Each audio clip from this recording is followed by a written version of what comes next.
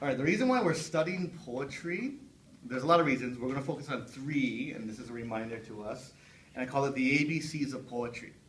And so this is what I want you to copy down. Okay, letter A, the first reason why we study poetry is to appreciate the beauty of language. Right, the words that are used, how it's being used, the emotion that it can bring out as you read poetry.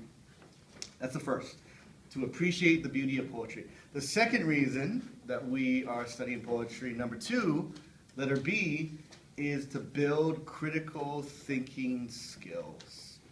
Right? When we analyze our poetry using our STAMP method, it'll build our critical thinking skills, which will enhance our problem-solving ability, our inference making, our questioning.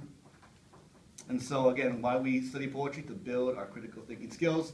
And finally, letter C, we're studying poetry to connect to the world. To connect to the world.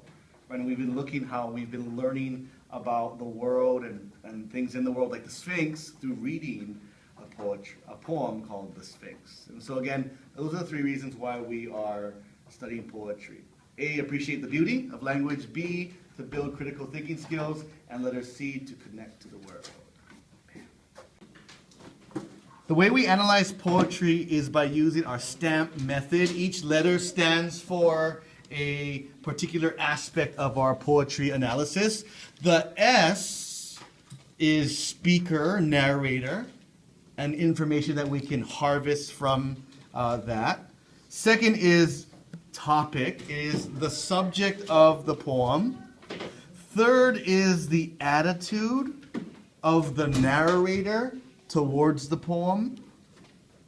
Fourth is what is the message that the poet or the narrator could be communicating through the topic or the story, or maybe a bit of both.